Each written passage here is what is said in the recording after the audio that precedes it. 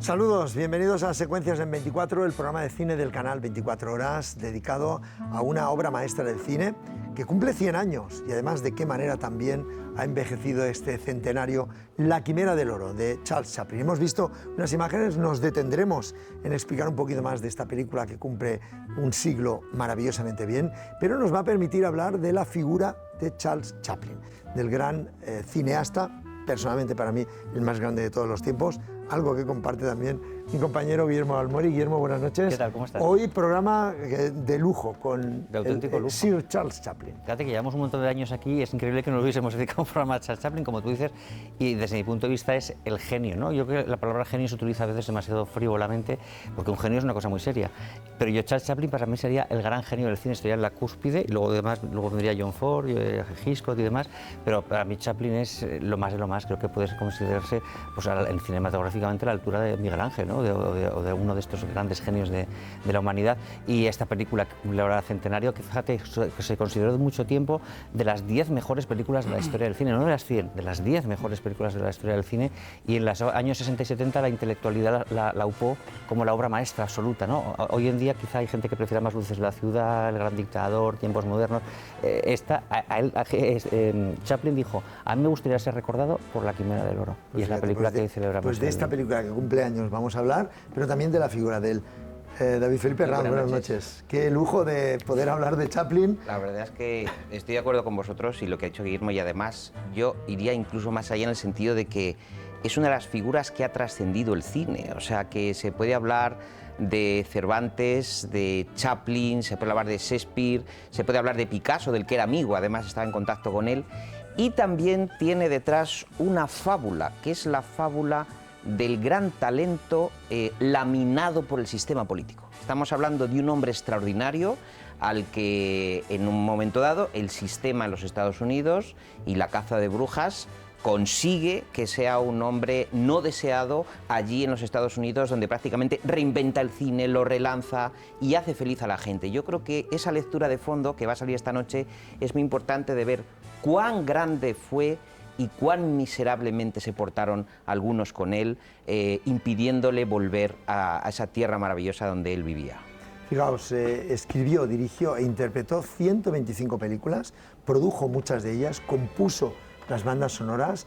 Yo creo que un artista universal, polifacético en todo. Un hombre del Renacimiento. Y que además quiso, David y Guillermo, ser el autor de todas sus películas. Es un autor con mayúsculas. Cuando se habla de cine de autor, pues es más autor que él. Bueno, Woody Allen también puede ser parecido, pero es que él hacía incluso la música, lo que dices tú. La música no la empieza a hacer hasta Luces de la ciudad, pero a partir de Luces de la ciudad lo que hace es volver a componer las bandas sonoras de las películas que había estrenado anteriormente. Y de hecho muchas veces es nominado al Oscar. Por ejemplo, por La Quimera del Oro fue nominado al Oscar a la mejor banda sonora, porque la banda sonora se compuso en 1942, en el reestreno que él hace, que le cambia el final de la película y demás. Y luego Candilejas tuvo el Oscar también a la mejor banda sonora en el año 70 y tantos. Que escuchamos precisamente. Estamos viendo alguna selección de algunas de sus películas.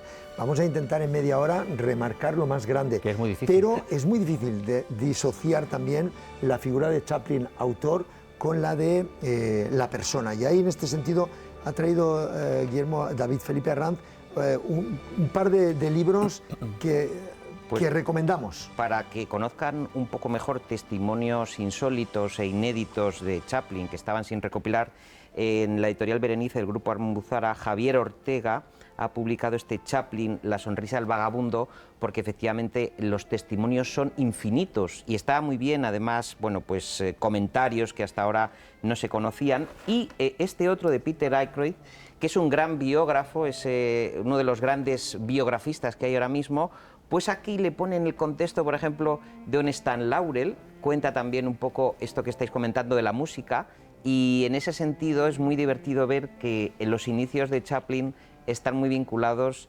al vodevil y sobre todo a la pantomima, que era un género muy divertido que en el Reino Unido arrasaba, ¿no? Claro. Y los papás de Charlie Chaplin, bueno, que el pobre tuvo una infancia terrorífica, yo creo que muchos ingredientes autobiográficos de ese niño perdido de orfanato los incorpora a su filmografía. Su padre le enseña a tocar el violín, por eso esas cuerdas tan bonitas, porque estos músicos de vodevil tenían que tocar algún instrumento. Entonces por eso decimos, es un artista total, porque ya de pequeño ya era llevaba, un pequeño ya artista. Vamos a hablar de la figura artística, porque si no necesitaríamos muchas horas de programa. Y concretamente esta Quimera del Oro, que primero vamos a hablar, luego hablamos del libro, pero primero vamos a hablar de esa película. Un film que cumple 100 años y que sigue estando, como decías, Guillermo, entre lo más selecto del cine mundial, porque incorpora muchas cosas como estas imágenes, ¿no? Estos gags absolutamente magistrales. Si hubiera que coger dos gags, un gag de la filmografía de él, independientemente de la película que nos guste más o menos, creo que cuando se come la bota, que es una cosa que es sublime, se la come como si fuera un gourmet, ¿no? Que hace con el cordón con unas espaguetis. Después de cocinarla. Delicioso, después de cocinarla. Él se basa en un hecho real, y es que los buscadores de oro... Bueno, y está el baile de los panecillos también, ¿no? Que es maravilloso. Bueno, esto de la bota que estamos viendo sería el gag casi perfecto, ¿no? No de Chaplin, de la historia del cine, sería el gag maravilloso. Él se basa en un hecho real, que los buscadores de oro que iban a Alaska, pues tenían tanto hambre, él había leído que se habían llegado a comer, es verdad, el cuero de las botas, y que había habido incluso canibalismo. Hay otra escena en la película en la cual le ve como una gallina al compañero y se lo quiere, como un pollo, ¿no? Y se lo quiere comer. Él decía, me gusta hacer de las situaciones dramáticas, se puede sacar humor incluso de las situaciones más dramáticas, y con este espíritu es que lo que hace esta Quimera del Oro, que además él la concibe como una gran epopeya, es decir, era la época en la que antes había estrenado ya el Ben-Hur mudo, es decir, estaban, pues siempre en Hollywood había estado de moda estas epopeyas, y su gran epopeya en la que más dinero probablemente invirtió mucho tiempo, es la primera vez que se toma muchísimo tiempo entre una película y otra. Un año y medio de rodaje. A partir de entonces, incluso llegará a 5 años, lo vamos a ver después, pero la primera vez que se toma un tiempo descomunal para hacer una película es en esta película, que está claro, tan medido, tan perfecto todo, tiene que estar sumamente ensayado. Parece que le sale así, pero está ensayado, claro. Tienes precisamente el libro que ha sido una de las joyas en esta feria del libro, de Notorious. Cuéntanos. Bueno, es el libro del centenario, lo hemos sacado en Notorious, La Quimera del Oro, escrito por Gonzalo González Laíz, Jesús Antonio López y José Pérez Torregrosa, y ahonda en todo lo que es esta obra maestra, ¿no? Habla incluso, por supuesto, de los gags en concreto, de la expresión corporal de Chaplin al hacerlos, de la historia de la película, de cómo se concibió, del cambio de actrices que pudo haber, de todos los protagonistas, del actor secundario, de la chica. La intrahistoria toda de la película. La intrahistoria de la película, pues ahondando en ese rodaje, que además se hizo en varios sitios, en estudio, pero también en sitios naturales, con nieve, que tenía que haber nieve, y bueno, pues todo lo que te apetecería saber, ¿no? de la Quimera del Oro está en este libro de aquí. Preciosa edición, una vez más, de Notorious, y que es, creo que lo último que se ha publicado por parte de Notorious. Sí, es lo último que hemos publicado, aprovechando el centenario, que nos apetecía mucho, ¿no? Estas películas centenarias, y es que empiezan a cumplir 100 años películas, y cada vez van a ser más, ¿no? Ahora, hay un apunte muy interesante de la parte de la Quimera del Oro, que es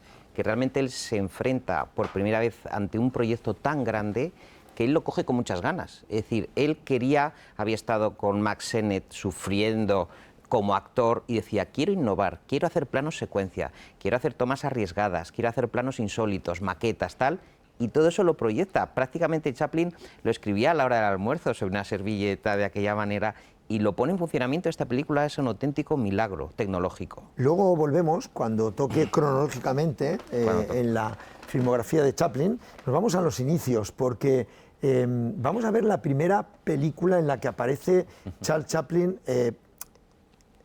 Esta es Charlotte Periodista. Aquí es donde aparece Chaplin por primera vez. Es absurdo que se llame Charlotte Periodista, porque Charlotte no existe. Fíjate, esta es la primera personalidad que él ideó para salir en el cine. Sabía que tenía que buscar un personaje, digamos, característico, un sombrero característico, una barba, un bigote característico, y creó este señor que estamos viendo aquí, que efectivamente se hace pasar por periodista, por eso se llama Charlotte Periodista, pero no es Charlotte todavía. Charlotte lo desarrollaría en la siguiente película, pero esta fue la primera vez, la única vez que no apareció en esos inicios que no fue Charlotte, claro. Y este personaje que al final no cuajó, no le gustó y lo cambió por el vagabundo, pero este señor que estamos viendo aquí, que es él, sería ese personaje fallido en esta película Charlotte Periodista. Donde sí aparece el personaje de Charlotte por primera vez es en Carreras Sofocantes. Ahí ahí ya se empezaba a ver cómo intervenía en la escena. Es una carrera de coches de niños, y ahí él aparece en medio. y constantemente es apartado de la cámara, ya se ve cómo quiere captar la atención. Lo vemos por primera vez. Es muy curioso porque esto está rodado en una carrera de niños de verdad. Es decir, lo que intentaba hacer la película era filmar al típico pesado que quiere aparecer en el mocito feliz, ¿no? Por así decirlo, que aparece en las conexiones televisivas, en este caso cinematográficas, de un noticiario, y entonces pues es el típico pesado, ¿no? Y entonces es un poco cine dentro del cine, porque luego la cámara se aleja y ve que en realidad está grabando ese noticiario falso que la gente piensa que es un noticiario, pero en realidad es una película. Es la primera aparición de Charlotte en el cine. Él lo cuenta, ¿no? Él dice que porque paseando y haciendo otras actividades es donde le venían las ideas. Y dice, claro, estaba yo paseando a un lado y otro lado de la calle durante horas y horas pensando en el guión. Y de repente me di cuenta de que conservando el bastón, pantalones flojos y unos zapatos que me producían a mí mismo cuando eran grandes, porque él tenía pie pequeño, ¿no? Decía, pie pequeño, zapato grande. La manita muy pequeña. Y decía, dice, y es que cuando me caía en los estudios, porque me tropezaba de verdad, la gente se reía. Y entonces, claro, él dijo, si todos estos elementos los mantengo indefinidamente, la incoherencia, voy a hacer reír. La chaqueta estrecha. La chaqueta estrecha de los pantalones. Bueno, se rodó en menos de una hora esa película y ahí es la primera intervención. Hay que decir que no es la primera vez que es Charlotte, es la primera vez que el público ve a Charlotte. Sí. Hubo una película que se estrenó después con Mabel Normand, que Mabel Normand era la protagonista, en la cual ya sale ese vagabundo, pero se rodó primero esa otra, pero se estrenó primero esta, con lo cual la primera vez que el público vio a Charlotte fue esta, pero no la primera vez que él interpretó a Charlotte. Y dice, fui a una cafetería para tomar una taza de café y allí vi el bigote. Dice, era un bigotito pequeño y recortado en medio de la cara de un honorable y distinguido caballero que tomaba sopa. Se cogió el bigote. Se cogió el bigote. Es que tiene toda una historia el cómo establece ese bigote personaje. Que luego le vale para hacer el guiño con Adolf Hitler. Con Adolf Hitler. ¿Te das cuenta? Rueda más de 70 cortos y mediometrajes entre 1914 y 1923. En 1919 crea la United Artists con Mary Pickford, Douglas Fairbanks y David Ward Griffith. Y aquí estamos viendo los primeros cortometrajes que le daban a conocer ya. Este es Charlotte Vagabundo, que es su primer contrato con Keystone, y aquí lo vemos en los primeros cortometrajes que recomendamos que vea la gente, ¿verdad, Guillermo y David? Sí. Los cortometrajes de Chaplin son fantásticos. Están todos remasterizados muchos, además, Sí, o sea, que tienen una calidad. Hay una cosa muy bonita que él va contando un poco, porque a nosotros yo creo que lo que nos gusta es que el propio Chaplin da testimonio de toda esta época, de los inicios del cine.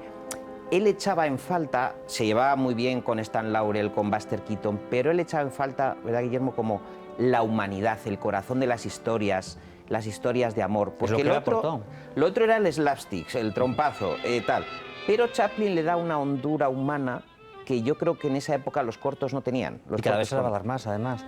Basado mucho en lo que decía David antes, en esa experiencia, digamos, dramática que él había tenido desde pequeñito, ¿no? Claro, bueno, es que hay que decir que Chaplin entraba y salía del orfanato porque su padre, bueno, había muerto dipsómano perdido a los 35 años, borracho, y la madre tenía accesos de locura. Fue internada 2 o 3 veces. Y había veces que el propio Charles Chaplin tenía que quedarse en casa solo. Claro. Y le mandaban al orfanato, donde lo pasaba tan mal que quedó grabado para siempre, porque los orfanatos de Inglaterra a finales del siglo XIX, no nos olvidemos, que dan lugar a toda la literatura, queridos míos, de Charles Dickens. Y la conexión Charles Dickens-Charles Chaplin es autobiográfica, es muy buena. Hemos visto una selección de algunos cortometrajes y hay uno que es Cómo hacer películas, de 1918, donde se quita el traje de Charlotte y se hace el productor. Ahí estamos viendo. Es una película maravilla. nunca estrenada, además. Nunca, se estrenó en los años 90, porque en su época, fíjate, es el 18, él le encantaba mostrar, había comprado su estudio, por fin había podido comprar ese estudio maravilloso, que todavía sigue en Hollywood. Ahora lo tiene Jim Henson, es el de los teleñecos, es el que ha adquirido el estudio hoy en día, pero tenía ese estudio maravilloso que era además de casitas muy bajas, el que se ve aquí. Entonces él estaba muy orgulloso de haber podido montar su estudio y quería mostrarlo al público. Esta película, él hace se llama Cómo hacer películas, y efectivamente muestra cómo él hacía esas películas en ese estudio, y se muestra, lo estamos viendo a él, cuando se quita los zapatos de Charlotte y el sombrero y aparece como un señor normal que tiene su mayordomo aquí, ¿no? Que le está diciendo que hasta luego. Es increíble que esta película no se estrenase en su día, porque era un corto que se podía haber estrenado o como película o como complementario a las películas de él. En los años 90 se remasteriza y por fin se puede ver. Es un documento maravilloso. Es maravilloso. Es absolutamente sorprendente. Claro, la doble faceta del productor, ejecutor, autor y el intérprete. Vamos ya con el primer largometraje. Vamos a hacer un repaso muy el mejor homenaje que podemos hacer es ver sus películas. Hombre, por favor. El Chico. ¿Quién no ha llorado con El Chico? ¿Quién no ha llorado con esta película? Y sobre todo, qué ingenio para hacer una película, una de las obras maestras, 60 minutos de cine en estado puro. Hay que hacer un anuncio aquí. Si algún telespectador no llora con El Chico, que se lo haga mirar. Solo digo eso. Es el primer largometraje de él, aunque es muy cortita porque dura creo que no una llega a hora. 1 hora 59, una cosa 50 así y dura, tantos. pero ya se consideraba un largometraje. Él al principio quería el estudio que hiciese 3 partes, pero dice, no, quiero hacer una. Y efectivamente aquí es, lo decía David, la obra maestra de lo que es la tragedia en Charles Chaplin. Es verdad que es una película muy divertida, esto de los cristales, a mí me parece de los mejores gags, el niño que rompe cristales y a continuación baila como reparador de cristales haciendo el despistado. Para mí esto es absolutamente genial, pero sí que es verdad que tiene esa parte melodramática, no dramática, melodramática, que a él le va a satisfacer cada vez más y que aquí encuentra su punto de eclosión absoluto. Es decir, ese niño que el orfanato le va a quitar, ese niño que no quiere desprenderse de él y que él no puede cuidar, te entra angustia viéndolo. Jackie Coogan, ese niño absolutamente prodigioso que él decía, copia todo lo que yo hago al milímetro. Es decir, cada gestito, porque claro, el humor de Chaplin es mucho la expresión, la ceja que se sube, hacía el niño exactamente igual. Esto es Chaplin, o sea, esta imagen del niño, Es maravilloso. este es Charles Chaplin. Esto lo hemos visto de él de adulto, o sea, de Chaplin adulto El en niño muchas de las maravilloso. secuencias. Hay que- Fíjate iconográficamente Sí. lo que es, los pósters que ha habido del chico. Por ejemplo, se podría incluso, yo creo, reconstruir la infancia de Chaplin Sí. siguiendo al niño, es decir, esos dormitorios terribles donde estaban en la cama todos hacinados por unos centavos, o esas escenas de captura de agentes del orfanato en busca de los huérfanos, hay que decir que, o sea, lo sentimos tan profundamente porque yo estoy convencido, aparte que él lo menciona más o menos, de que esto es autobiográfico, esta escena.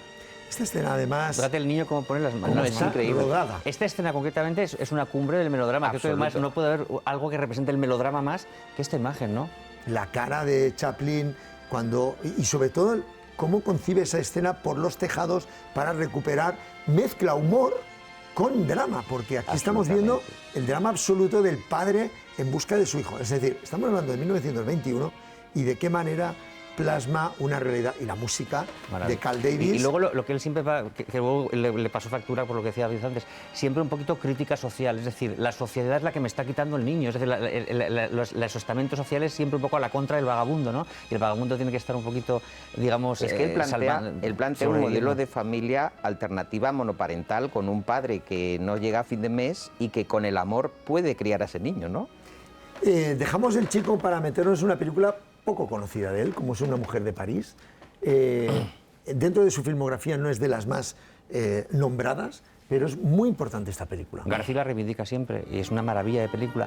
Edna Purviance, escrito, que es la mujer que siempre le había acompañado en todos sus cortos, él le quiso hacer este homenaje para que viéramos lo buena actriz que era. Es la única película de la filmografía de Chaplin en la que él no sale como actor, sale en un cameo pequeñito, Lo hace de vamos a ver portero, pero sale muy poquito. Y esto es un drama, una película femenina. Fíjate, nunca una mujer, luego veremos en la... Este es el cameo.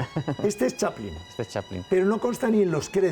No consta, no. Él quiso no aparecer. Para no quitarle importancia a esta mujer que, fíjate, Edna Purviance, que fue, como digo, la de todos los cortos, la mantuvo con un sueldo durante toda la vida hasta que ella murió, aunque no siguió haciendo películas con él, la pasaba en sueldo hasta que ella falleció, por todo lo que había significado para él. Es una película de mujeres, fíjate, normalmente las películas de Charlot no son de mujeres, no son una woman picture. Quitando La condesa de Hong Kong, que es la última, que luego veremos que también es una mujer la protagonista, aquí sería Edna Purviance en ese melodrama romántico maravilloso de un canalla que es Adolphe Menjou y bueno, glorioso la estética, ¿no? Y además es una producción United Artists para la que ya estaba rodando estas películas, ¿no? Como parte de su coproducción, Claro. con Griffith y compañía. Llegan los años gloriosos con esta película que estábamos celebrando el centenario, que es La Quimera del Oro. Estamos viendo el tráiler original de la película. No nos vamos a extender mucho más, pero sí recomendar para que la vean porque es una de las obras maestras, porque cumple 100 años. Y porque se reestrena ahora. Y porque se reestrenan Sí. muchos cines del mundo. En versión del restaurada. mundo, Y en ¿eh? España también. Y en España, por supuesto. una versión 4K. Hay que ir a verla. Es una experiencia increíble poder verlo en cine. De hecho, hay una copia buena que es la del 46, me parece, Sí, que 42. es la 42, que tiene todo el material. Y entonces Chaplin, él comenta también, dice, estaba siempre acostumbrado a los westerns de First National Pictures o melodramas un poco estilo Griffith, y él quería ver toda la aventura del Klondike desde un punto de vista divertido e irónico y también muy melancólico, porque la película lo es. O sea, en ese sentido, él solo llega a ser rico y multimillonario cuando descubre la mina de oro de su amigo. Y el resto de la película es un pobre hombre. La sensibilidad de la escena del fin de año, esa escena en la cual cuenta, eso es una maravilla. Como está que cena solo. Y esta escena que ha pasado a la historia, mezcló en el montaje también maquetas, en fin, tiene una bonita historia que pueden leer en el libro que lo nos de ha los recomendado panecillos, Guillermo. lo de los panecillos lo hacía ante ciertos comensales para molestar si le caían mal. Eso hay que decirlo. Continuamos con más películas y nos vamos a una que es una de mis preferidas también, es el circo, porque hay, primero porque tiene muchos gags absolutamente increíbles y porque además reivindica un pasado de su historia que es la parte circense de él, ¿no? La única película que tiene un Oscar, o tiene un Oscar especial, la única película de él que tiene un Oscar, tiene el de Candilejas a la banda sonora, pero tiene es un Oscar especial que se le dio como reconocimiento a lo que había supuesto para el cine.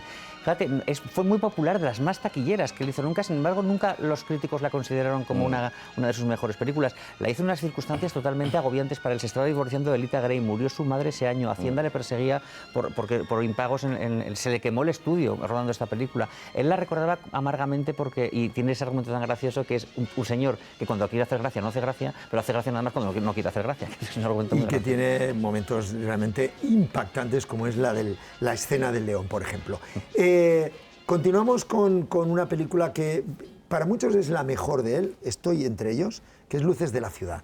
Por muchas cosas, Guillermo. Luces de la ciudad tiene magia y arte en cada uno de los planos. Yo creo que esto es una joya de la historia del cine con mayúsculas.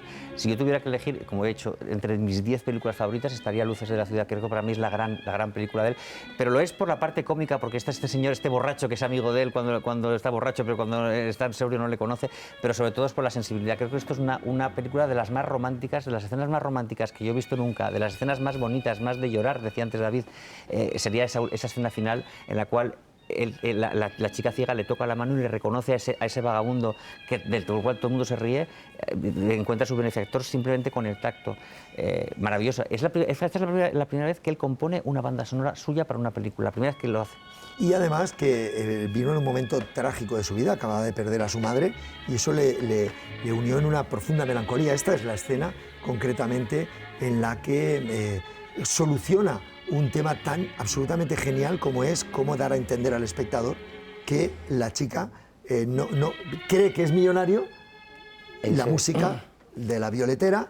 Que tuvo un pleito con Padilla. Que tuvo un pleito, sí, con Padilla, pero lo cierto es que él se le ocurre la solución viendo entrar a un millonario en un coche y entonces dice, creo que podría unir la idea del automóvil y la mujer ciega que recupera la vista, ¿no? Y que toca con las manos y descubre que su gran benefactor había sido este hombre humilde. Yo creo que es un momento, como hacían los grandes dramaturgos, dejarlo todo para el final para que el corazón se inflame de emoción, ¿no? Está rodado además cuando el cine sonoro ya estaba y todo el mundo dice, ¿cómo se te ocurre hacer una película muda? No puedes hacer una película muda. Se resistió mucho. Se resistió mucho y a pesar de que ya el cine mudo estaba muerto, fue un exitazo de taquilla, solo él pudo conseguirlo. Y recomendamos ver los primeros planos de Chaplin en esta película. Es que él era de primeros planos, lo dice.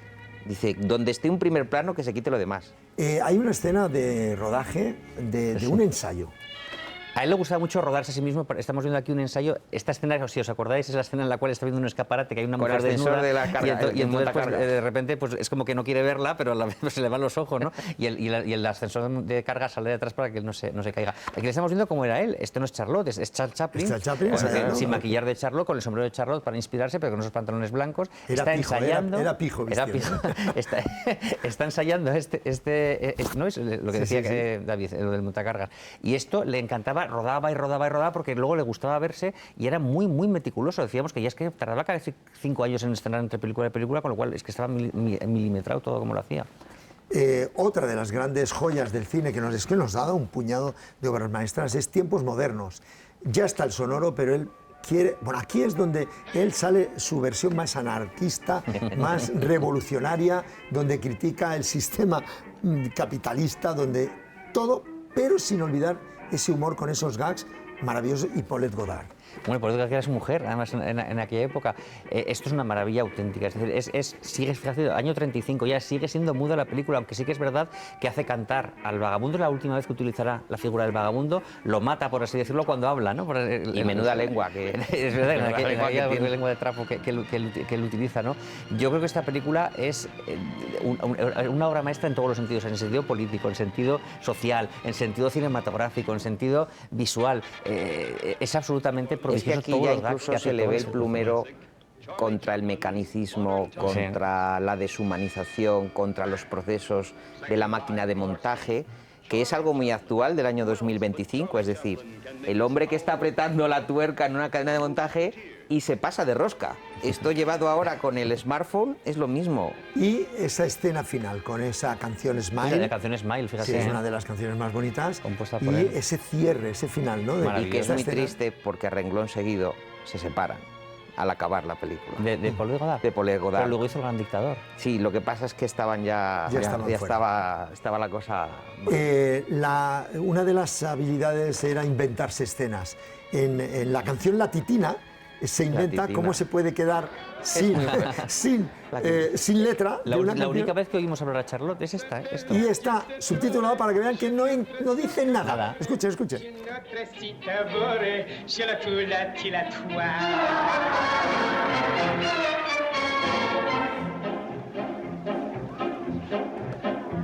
La spinach o la bouchon, cigarette Portobello, siraki spacaletto, chiletura, chiletua. Bueno, pues Es italianizante un poco. No, es una crítica Es también. la madre la que le enseña a cantar estas canciones de pequeños. Son canciones pequeñas que a los londinenses les volvía loco. Es verdad. Es muy del Nos teatro, vamos eso. con una película que es El Gran Dictador, del cual también tenemos una excelente edición por parte de Notorious. Una película que está reivindicada como una de las antibelicistas más importantes.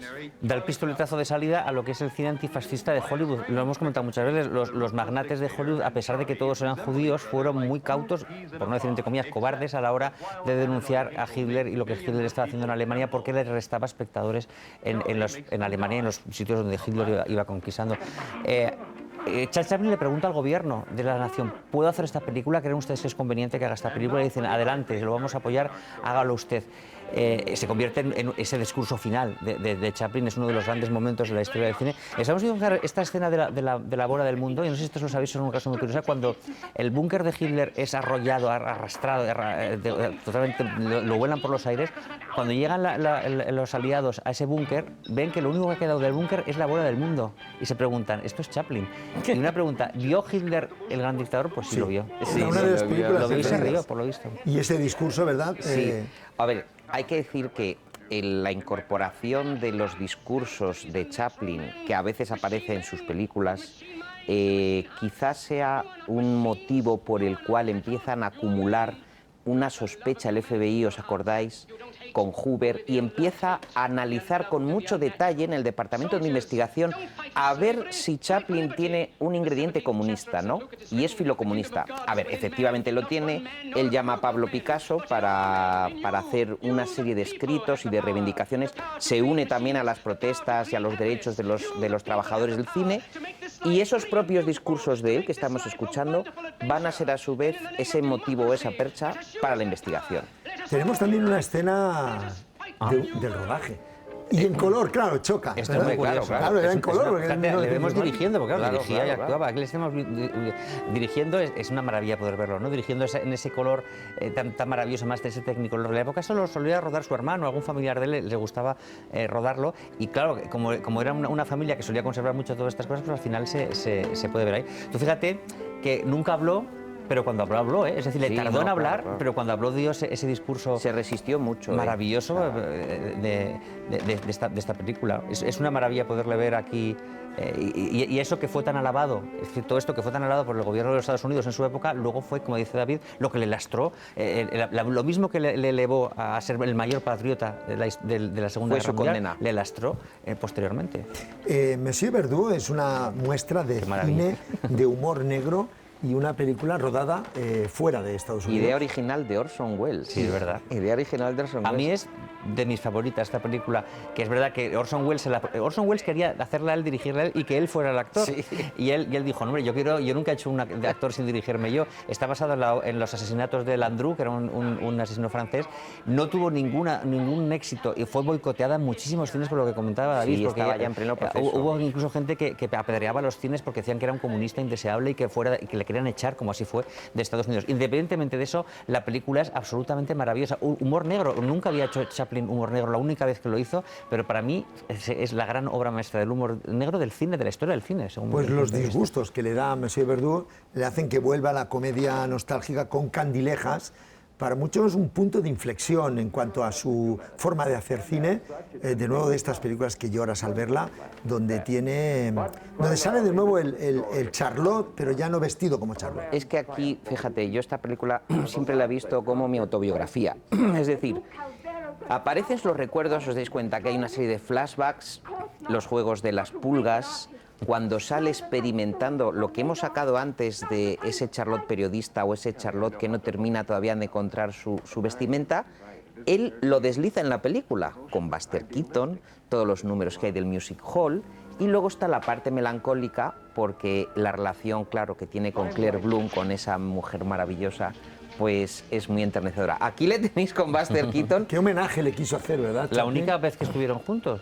Es un homenaje, un reconocimiento del uno al otro, del otro al uno. Cuando Buster Keaton, además, al contrario que él, había sido prácticamente defenestrado por la industria, ¿no? Es decir, no tenía esa gloria que tuvo después, Que pero de falta alguna manera metraje, por recuperarlo. cierto, tenía mucho más rodado y al final no sé por qué no Claro, entró. eso siempre pasa. Pero debía de Fíjate ser que un él personaje se adentra importante. en lo que es un cómico fracasado, que es lo que él no fue. Claro. Es decir, era un cómico de muchísimo éxito. Sin embargo, lo que dice David, se ve a sí mismo, se quiere reflejar como alguien fracasado que hubiese pasado, como le pasó a muchísimos payasos. Payaso que ya no tiene gracia, ¿no? En la última etapa hace dos películas que no está entre lo mejor. Una de ellas un rey en Nueva York, por ejemplo, donde tiene algunos gags, ahí está con esa sensación de acabar su vida, y una historia menor rodada pues para volver a hacer cine después de Candilejas. Estaba en una situación y similar a la de Woody Allen. No puede volver a Estados Unidos porque le van a secuestrar, le van a detener, le van a llevar a Chirona. Bueno, ahí tenéis con su niño, con su hijo. le tenéis con Le su sacaba hijo. muchos, Que le Michael sacaba Chaplin. mucho. Michael Y la Chaplin. rueda lo rueda en Londres con una melancolía y una añoranza. Se ve mucho la melancolía en la que película. no te puedes hacer idea. Es una ¿no? película triste, a pesar Es de una película ves muy tristeza en la triste, muy película. triste. Y la última película que nos ha dejado Charles Chaplin fue La Condesa de Hong Kong. Ahí une a Sofía Loren, a Marlon Brando, a Tippi Hedren y a su hermano Sidney Chaplin. Y sale él. Y sale él, rodada en color. Bueno, Tippi Hedren explica en la autobiografía de Charles Chaplin que nunca había rodado con la técnica de él. Y es, Chaplin cogía y decía, interpretaba los papeles de cada uno de ellos y decía, ahora hacedlo así. Claro, eso molestó mucho a Marlon Brando, que dijo que yo he estado haciendo Actors Studio para que me venga a decir cómo tengo que rodar. Y es la forma que tenía de trabajar Charles Chaplin en una película, pues que está recordada como la última intervención. Está recordada suya. como la última, y yo creo, estoy de acuerdo con Miguel Marías y con Jesús Luis. Miguel Marías la pone entre sus 10 mejores películas, que es Miguel Marías, pone esta película. Hay que reivindicarla. Es una película que se estrenó y fue tachada de anticuada porque lo era. Se estrenó a la vez Easy Rider, para que nos hagamos una idea del tipo de cine que se estaba haciendo por entonces. Fue vilipendiada, vapuleada, quería decir, no vilipendiada. Fue vapuleada y yo creo que es hora de reivindicarla. Si te das cuenta, Sofía Loren es la Charlotte femenina, hace de Charlotte. Sí, es decir, está muy cómica. Y está estupenda, es una Charlotte chica, ¿no? Por Y así tiene un decirlo. episodio terrorífico porque se le amotinan los técnicos porque decían, ¿qué estamos haciendo? Cine mudo, decían, señor Chaplin. Y entonces les dio otro de sus discursos acerca de la importancia de los actores. Y les dijo, yo soy director de actores y estoy fijándome en estos dos. Bueno, pues en 1972 regresa después de 20 años a Estados Unidos y en Hollywood recibe el Oscar honorífico a su trayectoria. Sigue siendo de los momentos más increíbles de la historia de los Oscars, con casi 10 minutos de aplausos, todo el público puesto en pie. Ese año 72 estaba Cabaret, del Padrino, estaba todo el mundo detrás de él, le hicieron este homenaje y ahí estamos viendo ese Oscar meses más tarde esa le cara darían... que tienes de verdad. Lloró, ¿eh? Sí, sí, Porque sí. él no se lo creía. De hecho, la idea que tenía después de tantos años, ¿te acuerdas? Decía, ¿me querrán de verdad? Le Claro. decía a Ona O'Neill, ¿me querrán de verdad? ¿Crees que tenemos que ir? Y ella fue la que tiró de él del brazo. Dijo, pero vamos, ni se te ocurra no recogerlo, ¿no? Era una especie de vuelta del hijo pródigo, ¿no? Es decir, Y era especie de otra vez petición de perdón. la aceptación con este aplauso descomunal de Estados Unidos. Y otra que vez. Hollywood hace una retractación en toda regla, pide perdón al maestro, para mí demasiado tarde, porque Sí. muy, muy, muy anciano ya, pero bueno, nunca es tarde si la dicha es buena, claro. Y tiene la generosidad de aceptarlo. Y porque tiene, claro, y tiene Y la además- generosidad de aceptarlo, Y además porque dijo, imagínate a muchas Marlon... gracias a todo el Claro. mundo, sois maravillosos. Sí, vale. Imagínate a Marlon quiso- Brando que no se lo- quiso hacer sangre, no quiso hacer sangre. Bueno, hay una película que es la biografía de Chaplin, de Richard Attenborough, del 92, Ah, sí, sí. que, bueno, es un poco fallida, pero demuestra toda la grandeza de Charles Chaplin, sobre todo Robert Downey Jr. Geraldine Chaplin hace de la madre de, sí, de Robert Downey Jr. y dijo, estaba viendo a mi padre ahí. La película merece la pena verse porque explica la historia muy condensada, pero muy bien recreada de la historia de Charles Chaplin con todo el rigor y el cariño y el respeto que le dio Y es Richard muy Attenborough. interesante porque descubre que Chaplin se ayudaba, hace un personaje, Anthony Hopkins, de periodista, escritor, y es muy bonito porque va contando cómo construye mi Cómo construye su autobiografía. autobiografía. Y va contrastando Anthony Hopkins con Robert Downey Jr. los datos, pero usted esto, usted lo otro. Y es una película maravillosa, a mí sí me gusta mucho. Y ahora que hablas de Geraldine, hay que mirar esa vinculación con España, que nos dio Claro. Geraldine. Claro, claro. Es una maravilla que la Y hija con de Saura, Chaplin con viniera Saura. que con Saura se quedase aquí y fuera tan española como un Claro. español más, ¿no? Triunfó Esa el amor. vinculación es casi ciencia ficción, pero es una maravilla. Y que rueda mucho aquí, y que está invitada Geraldine Chaplin a venir al programa. Bueno, decir que meses después de ganar el Oscar le dieron el León de Oro en Venecia y que en la Navidad de 1977 nos dejó en Suiza uno de los más grandes cineastas de todos los tiempos que hemos querido homenajear aquí en Secuencias en 24. Con sus libros, con su filmografía, con su iconografía y con su arte, les vamos a dejar. su Recomendamos música. ver todas las películas, todas las que puedan de Charles Chaplin, cortos y largos, todas tienen magia.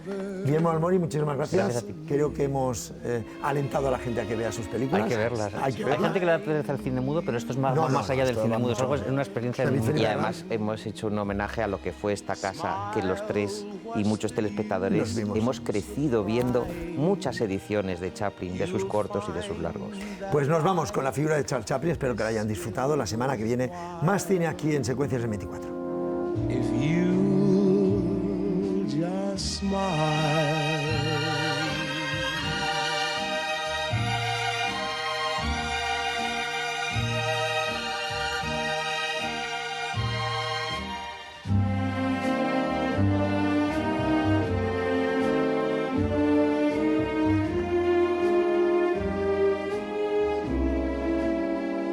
that's the time you must keep on trying. Smile, what's the use of crying? You'll find that life is still worthwhile if you just smile.